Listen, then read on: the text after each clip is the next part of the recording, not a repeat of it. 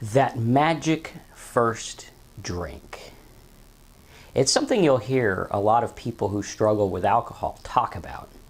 It's almost like when they took their first drink, it was like magic. Everything seemed clearer, the anxiety was gone, they were able to have fun, be themselves, they weren't so self-conscious. This is something that happened to me. I realized that, hey, check it out. When I had my first drink at the ripe young age of about 13, and got drunk that time as well, I realized that this was a magic cure. I had more fun, I was funny, I was more outgoing. It was almost as if it flipped this switch to make me the person I wanted to be.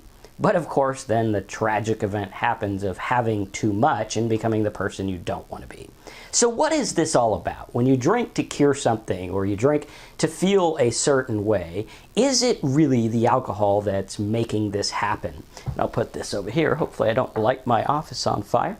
Right, we got our new bookshelves here that I built yesterday, which is kind of funny because I never would have built something when I was drinking because I never thought I could do these kind of things. So, back to our story here, right? You drink because you want to feel a certain way. You go to the business meeting and you feel you got to slam a few so that, hey, check it out, I'll be relaxed and I'll be able to do my meeting and I won't be so self-conscious and things like that. And so what's the deal here? Is the drink really helping? That's the question we want to ask, because throughout my entire life, I drank to be the person I kind of wanted to be, the relaxed, goofy, funny kind of person that had fun and went out dancing and cut loose and things like that. And I always felt that without alcohol, I couldn't be that person, right? I had to have my medicine to be able to get rid of these different things and feelings and stuff like that. Now, what's happening here is somewhere along the way of your life, these things got out of whack, right? You were going along fine and you were like, okay, I got this anxiety, but then it started to overpower you when you started to give it a name and think of it as something, right? It's like, well, I get nervous in these situations, or I have anxiety, or I have these feelings, or I just need to loosen up, or I'm not that funny, or I'm not that quick and witty, okay? And these things happen in our life, and these things happen, and we say, well, you know, drinking kind of helps me. But in effect, drinking's not really helping you be the person that you want to be. See, because follow with me here. If you drink and you become this person when you're slightly drinking, not completely, you know, falling over being an idiot where everyone doesn't want to be around you, but you become this kind of loose person when you know, go to the party and you have a few, or you go to the meeting, or you give a presentation and you're like, man, I was on it, right? Because that's what we're seeking. We're seeking that I'm on it type feeling, right? I'm chill, I'm relaxed, I'm whatever. All right, and we look at this and we say to ourselves, well, is this something that the drink is making me, or is it something that's in me all along? Right? The drink doesn't magically say, boom, you're going to be this person, right? What it's doing is it's exacerbating or making worse the things that are already in you, right? It's making them worse. So you have this anxiety and it's dampening them, right? It's dampening the anxiety and saying, hey, you know what? That's not there anymore. All right? Much in the same way as if you were able to hypnotize yourself out of anxiety, or if you were just relaxed. Okay? And we're going to talk about how to get this without the alcohol. So here we are, and we're like, okay, I drink and I get this magic feeling, and I just want the magic feeling, but now it's gotten bad, and now I drink around the clock, and now things are out of whack, and it's not giving me the intended benefit, so to speak, right? Learn the benefits at my other video here, the alcohol hypnosis one, right? That's a good one you can check out for learning about this stuff. But is it giving me the desired benefit anymore? And you can learn about the benefits there. And the answer is probably no. Right? It's not really doing it. Like for me, I worked from home, and I would joke to myself, and I work in my backyard office, which is in the backyard, and I'd take a case of beer with me to work, and I'd say, well, that's what I have. And later it got to a keg machine in my office and everything like that, and things just got out of hand. And I used to think to myself, well, I got to have a drink to do a good video, right? 3 years ago, I would not be doing this video. Well, first of all, I wouldn't be doing on alcoholism because I was an alcoholic, and we don't usually think we're alcoholics. More of that on this video, which talks about, am I a functioning alcoholic? But I would have never been able to do this video for you with that in my mind. I would have had to have a few drinks and say, I got to relax and I got to, make these notes and I got to chill and everything like that. And what I learned along the way is that alcohol doesn't really do those things. Those things are in me. I just haven't learned how to tap into them, and they've been suppressed. So what I want you to do right now is I want you to think about the person that you want to be.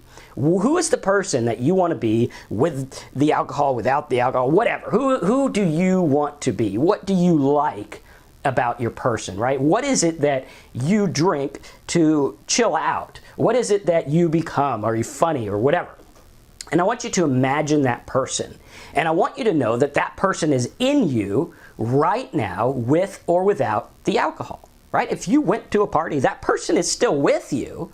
What's happening is there's something else in the way called cultural conditioning.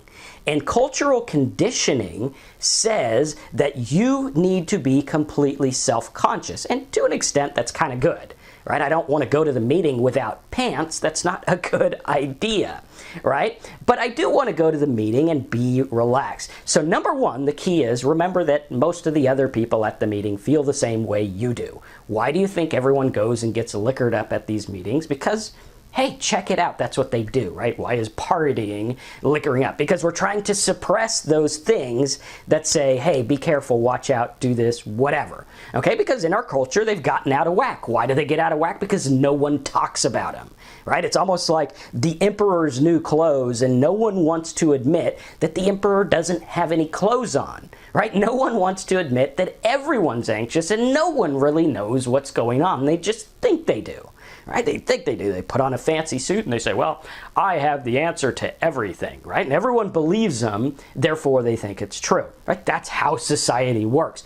And unfortunately, you've been indoctrinated into being completely self-conscious, right? This was done through advertisers and things like that saying, you are not you unless you have this. You are not you unless you drink this. You are not funny unless you drink this. You are not this unless you have this, right? If I obtain the Ferrari, if I obtain the mansion, if I have this, then I will be secure. All right, and it's like a big facade and smoke and mirrors. And if you feel this way too, put your comments in the box below. Otherwise, I'm going to think I'm more crazy than I am anyway. But at any rate, I'm cool with that, right? So we look at this and we say, well, our culture is bent on obtaining, right? Even when you look at anxiety, you want to get better. You want to get rid of anxiety. It's like an end goal. You don't want to learn to live with it or learn what it's saying or learn to work through it. You want to get to the goal. When you're looking at like your job or your career, you want to get to a goal. Weight loss, I want to get to a goal. And we never as a society talk about enjoying the journey, enjoying the space, because there is a space, which is where we live, right? We have this goal where it's like, I got the job and now I want to buy the house and have the kids and whatever your goal might be, or I got the $1 million contract, I want to go party and be rich and whatever it is, right? And we look at that and it's like, okay, there's the goal, but we're not looking at the life between the lines, right? Between the lines is where life happens, right? Between the lines is where you are, where the you is, that is the person you're trying to bring out by dampening all that social conditioning with alcohol. But I'm here to tell you today that it is in the space that you are, right? It's in the space where you live. It is in the space where you are that all that resides. And you don't need to drink to bring it out. All you need to do is stop, pause, and reflect and live. Without looking at it, go like right now, I can go somewhere and I might be anxious. And instead of sitting there and twisting up and saying, well, how do I get rid of this anxiety? I need another drink, whatever. What if I just sat there and said, well, this is the space. This is where I am. What if I could be okay? What if I could learn to be different? What if I wasn't so self-conscious? What if things were better in terms of the way that I live in the space? What if instead of reading every word on the page, I read between the lines and saw what it was really saying? What if instead of living life from moment to moment to moment, I actually lived between the moments? Because this is the secret. You see, when I was drinking, I was really frantic. My kids used to call me, "Hey, Dad, you're being frantic. What's wrong with you? You're being crazy and frantic." And I rushed around crazy, and everything was busy, and I had to get this done, and I had to do this, and I had to make this video, and I had to make this content, and I had to do this, and I had to get this done. And I was so focused on the end result of getting this done, everything else in my life was miserable and anxious and fucked, right? Sorry for my language, but that's what it was, because I wasn't living in the space. And what I learned is that I don't have to live that way. I'm going to be okay. I don't need to drink to be funny. I can be funny. I'm pretty funny. I laugh at myself all the time, right? Does that count? I can have a good time. I can live the way I want. And I got to tell you, since I stopped drinking, it's gotten better. When I go places, people laugh a lot more, and I actually am coherent to hear them. And they're not laughing at me, they're laughing with me because it's funny, right? And I've been able to be okay, and I've been able to not self-judge and not go back and say, well, what did I say? What did I do? How did I feel? How did I think? What's going on? That's the frantic, right? So if you're living in the frantic and you feel like life is chaotic and you need to drink to shut the thoughts off, and you need to drink to shut the feelings off, and you need to escape, what I'm going to teach you is how to live a life you don't have to escape from. How to live a life where you could simply be okay in the space between. Because right now, you have all the time in the world. You might say, I got to get to work, I got to do this, I gotta. You don't gotta do anything. What you got to do is learn to be okay with you. Because unless you're okay with you, to just sit and be in the space and relax and enjoy the journey. Enjoy your drive to work, right? So many people hate their commute because they're supposed to hate their commute. But it's like, dude, you got 30 minutes, you got 15 minutes, you got an hour. You could listen to good things. You can contemplate things. You could get a PhD by listening to an hour a day or something like that, right? I don't know if they'll actually hand you a PhD, but you can learn a lot of stuff, right? There's tons of books on tape that I listen to every day. I just love them, right? You learn stuff. It's cool. If learning's not your thing, you can listen to music and chill, right? Or you could think about different things, right? All kinds of stuff. But you don't have to live in the frantic space anymore. You can relax. And what I want you to do is start to realize, hey, there's something else going on here, right? There's a sub-level that's the real me that is behind all this stuff. It's behind the alcohol, it's behind the, and I don't mean behind like, hey, it's causing it. I mean behind, like below, the real you, right? It's the real you that got clouded out, because when you're a kid, you have the real you, right? We never really change. When I was a kid, I always liked people. I always wanted everyone to have fun. Always wanted everyone to be okay. And I was really sensitive to people hurting. I didn't want people to hurt, and I didn't want people to suffer. And that was me. But along the way, people said, you know, Marcus, you're kind of a dork, and you're kind of stupid, and you should look out for yourself, and you're getting stomped on, and no one cares about you, and blah, blah, blah, blah, blah, that comes along with life and abuse and society and everything like that. And it clouds out the real me, who's like what I like. I like that. I like that I care about people. I like that I'm funny. I like that I'm, you know, outgoing, and I like to talk and things like that. Kind of weird, because you wouldn't think a socially anxious person would have that. You would think that they would be the opposite of that, but actually that's what is at the core. But along the way, someone told you, hey, you should really care what other people think and what other people say, and everyone's looking at you all the time. No one's looking at you all the time. No one remembers what you said that you're dwelling on, right? Probably not. Sometimes they do. Depends on how you said it. But chances are it's not. So what I want you to do is I want you to start to get in touch and tap into the real you that exists, because it's there somewhere. And you can write it down, you can think about it, whatever. But I want you to remember that you don't need alcohol to bring that person out.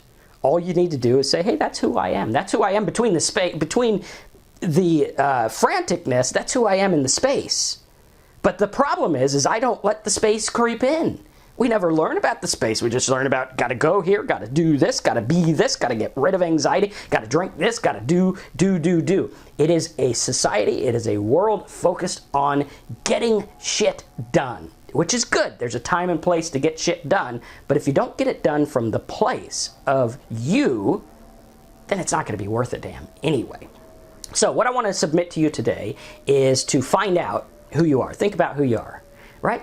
Remember, you don't need to drink to become who you are. It's who you are anyway, right? You're just a little self-conscious about that. And we're going to talk about how to get rid of it. Or maybe you're like me and you're a lot self-conscious and you can't go outside the damn door without being anxious. That was me 3 years ago. Now I go outside the door just fine. But what we want to do is we want to tap into that person and learn how to live in the space. And I hope you enjoy that. And what I'm doing right now is I'm creating a support group for people who feel like us, who struggle with alcohol, who struggle with anxiety, who struggle with depression, who struggle with all these things. And I'm not a doctor or anything like that, but I think there's power in all of us getting together. So what I want you to do is go to talksober.com/1, just the number 1, talksober.com/1. Right? I want you to sign up for our community. There's a little box there. You can put a picture if you want, or if you don't want a picture, you can put a picture of a cat or something like that, whatever you want. That way we'll think you look like a cat. But what I want you to do is go in there and join us. There's places where you could chat with other people who feel like you. There's places you could get videos. We're going to have live conferences like this, but they'll be live, so you can actually type in and say, Marcus, this is my struggle. And, we'll talk to you guys live. And I'm here to help you. I'm here to bring out that real person that's you, that's in between all this chaotic stuff, that's below all the anxiety, that's below all the self-talk, that is the actual you. And you don't need alcohol to bring it out. We're going to talk to you about how to live in the space. So subscribe to my channel, then go over to talksober.com/1. Join us there. I actually go in there and chat with people, so if you like to talk to me about stuff, I'll be in there as well. So I hope you enjoyed this video, and I hope you have a wonderful journey living in the space and finding the real you and becoming that person without alcohol or something else to cloud out the stuff that makes you not you. So here's to finding the real us, and me and you and everything like that. We'll talk about the journey as well, and go to talksober.com/1 and make your little account stuff there. You just put your name and stuff, and you talk to everyone and join us all and everything like that. And we'll start going through some of these books to learn about these things that struggle you. So I hope you enjoyed this video. It was a lot of fun making it, and I hope it made sense to you, and I'd love to hear your comments in the comment box below. Thanks again for watching. I'm Marcus, and this is talksober.com.